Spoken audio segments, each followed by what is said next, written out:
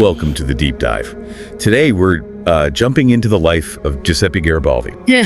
He's this huge figure in Italian unification. Absolutely. We've got some great source excerpts detailing his life, the whole 19th century context, Risorgimento. Right, the resurgence, the unification movement. And our mission for you, the learner, is to really get under the skin of Garibaldi, understand his role, his, incredibly adventurous life. Yeah, rebellion, exile across continents. Exactly. And how it all fits into that bigger picture of 19th century European nationalism. It's quite a story. It really is. Forget dry textbooks. This is pretty compelling stuff.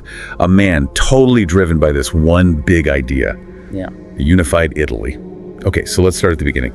Giuseppe Garibaldi, born 1807 in Nice. Which is interesting because Nice back then wasn't really part of the Italian peninsula as we think of it, more French sphere of influence. But his family was a Ligurian, Italian traders, and even early on, you see this passion for the sea, right? Yeah. Lots of travel around Italy for the family business. Yeah, and you have to wonder how those trips shaped him, seeing all the different states, the different rules, currencies.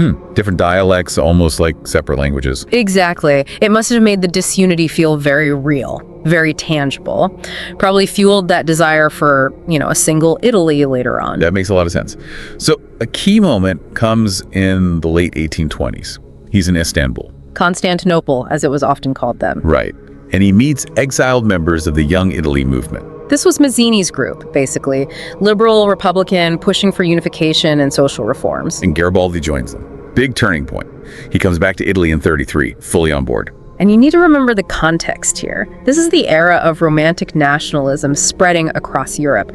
People starting to identify strongly with shared language, culture. So these separate little Italian states felt increasingly outdated. Pretty much out of step with this rising national feeling. Young Italy really tapped into that. Okay, so 1833, he meets Mazzini himself in Genoa, and they're planning something big.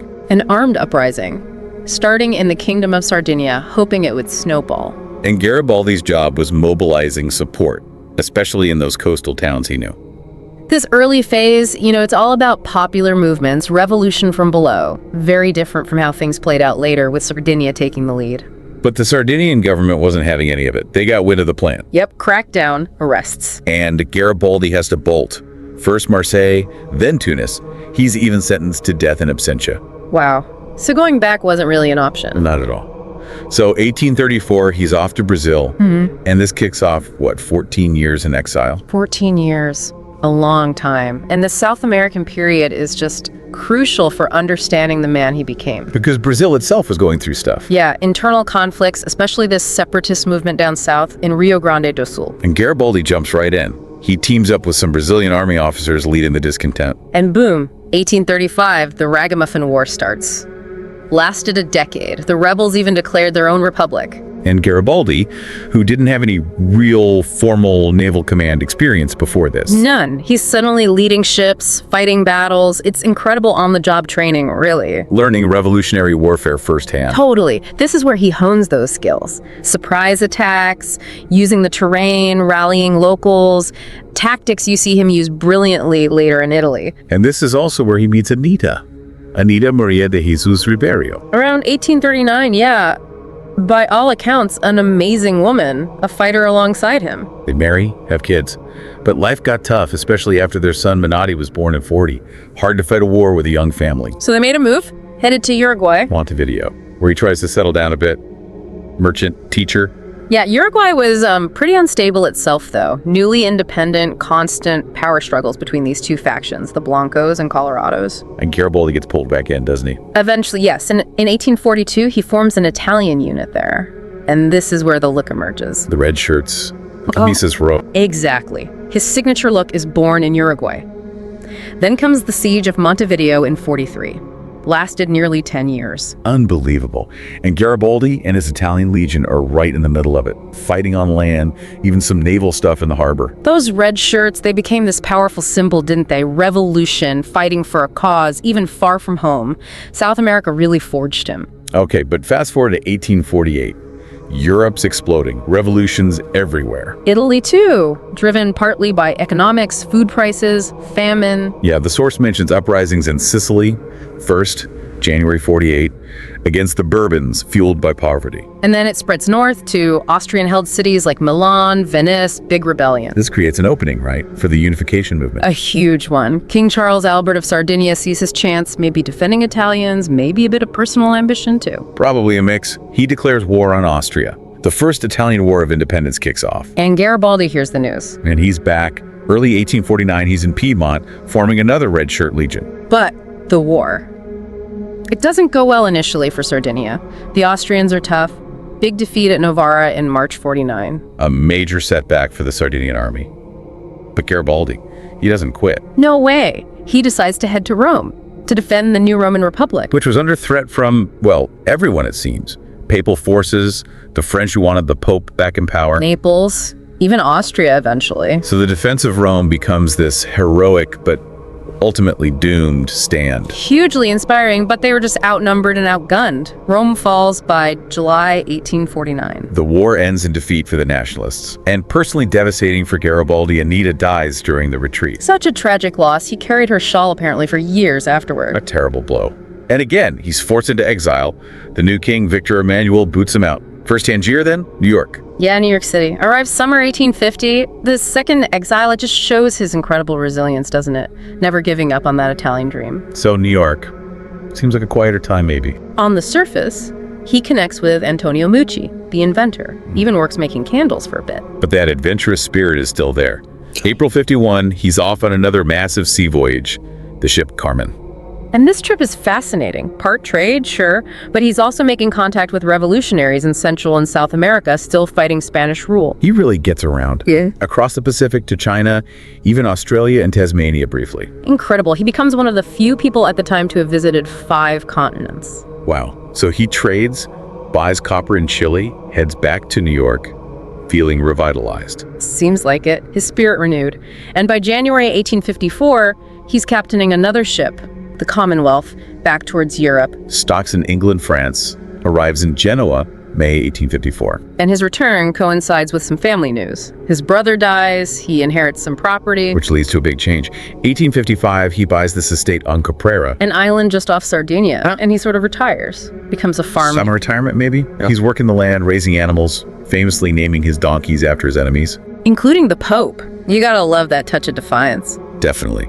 But while he's farming, Italian politics are still churning, especially Sardinia's diplomacy. Cavour, he engineers this deal with France. French support against Austria. In exchange for Savoy and Nice. Yeah. Garibaldi's birthplace. Ouch. A tough pill to swallow for him, surely. Anyway, Austria feels threatened, issues an ultimatum. And bang, April 1859, the Second Italian War of Independence. Garibaldi's back in action. Appointed Major General in the Sardinian army, but you know Garibaldi. He forms his own volunteer unit, right? The Alpine Hunters. Cacciatori delle Alpi. Exactly, fighting alongside the French and Sardinians. And this time, things go better. Big victories for the alliance. Solferino is the decisive one. Austria is forced to give up most of its Italian territory. Lombardy, Milan, Sardinia becomes a dominant power. So unification looks possible now, but under Sardinia's leadership, different from Garibaldi's original revolutionary dream. A shift, definitely. And he was absolutely furious about giving Nice and Savoy to France, signed away in the Treaty of Turin in 1860. That tension is always there, isn't it? His popular revolutionary ideal versus Cavour's state-led, pragmatic approach. Precisely. Giving up Nice really highlights those compromises. But then, another spark.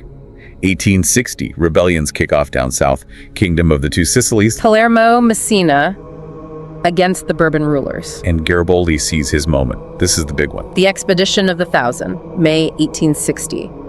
Gathers about 1,000 volunteers. The Red Shirts again gets 2 ships and sails for Sicily. Just incredibly bold. Landing in western Sicily, and they take Palermo after a day's fighting. Amazing stuff. He declares himself dictator of Sicily in that old Roman sense, temporary crisis leader. Then he starts looking towards Naples. A much bigger challenge, potentially. But King Victor Emmanuel in Sardinia, he sees which way the wind is blowing. Garibaldi's got massive popular support. So Sardinia starts to unofficially help out. Yeah. And then sends troops south, too. Pretty much. Garibaldi crosses the Straits of Messina, marches on Naples, and takes it almost without a fight. King Francis II runs off to Gaeta. But the Neapolitan army isn't totally done.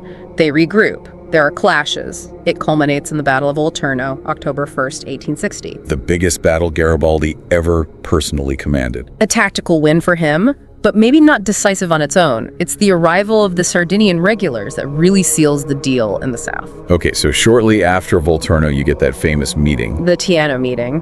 Garibaldi basically hands over southern Italy to King Victor Emmanuel. A huge symbolic moment, putting unity above his own republican ideals, in a way. It was crucial. Then they hold plebiscites votes across the south, other areas, massive support for unification. In March 1861, Victor Emmanuel II is declared the first king of Italy. A unified Italy mostly, a huge achievement, but not quite finished. Right. Rome and the Papal States are still separate, protected by France, and the Pope is dead against it. Plus, Austria still holds territory in the northeast, and the capital moves from Turin to Florence, kind of a placeholder. And internally, massive problems, this huge gap between North and South economically. Which leads to poverty, especially in the south, and then that huge wave of emigration, the Italian diaspora, lasts for decades. But Garibaldi himself is now this global icon, a hero in Italy, admired everywhere.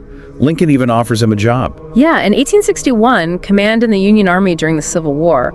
But the talks broke down. Garibaldi wanted overall command, apparently. Always his own man. Yeah. But his relationship with the new Italian government gets tricky. Definitely.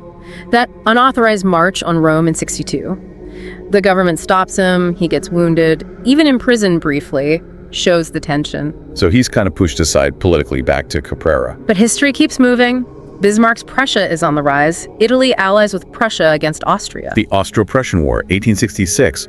For Italy, it's the Third War of Independence. And Garibaldi's back, raising volunteers, fighting up in the northeast again. Italy doesn't do great militarily, but Prussia wins big.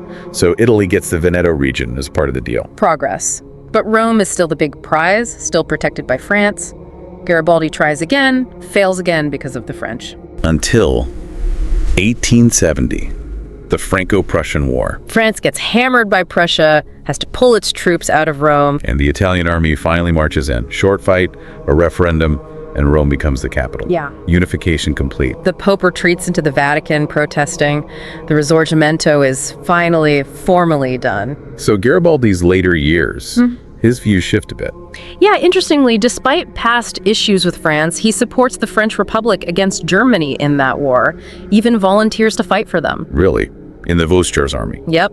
And he supported the Paris Commune in 71, though more from a general liberal egalitarian standpoint, not really as a communist. Stays involved in Italian politics too, right? Leading a radical faction. Advocating for things like universal rights, still pushing Republican ideas in the 1870s. He also got interested in the Balkans, supporting independence movements against the Ottomans. Too old to fight by then, though. Right.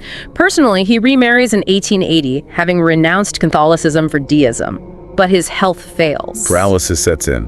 Bedridden by 1882. And he dies that June, age 74, on Caprera, looking out the sea.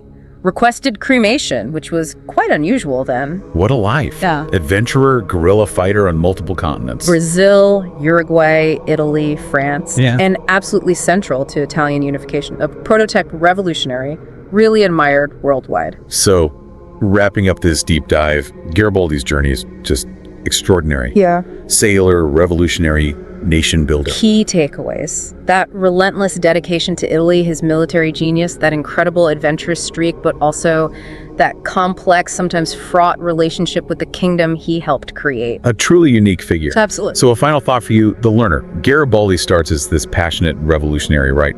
But he ends up helping forge a monarchy. What does his life tell us about the compromises, the unexpected paths that nation building often takes? And maybe think about which parts of his story, the idealism, the pragmatism, the fight for unity against division, still resonate with challenges we see around the world today. Something to chew on.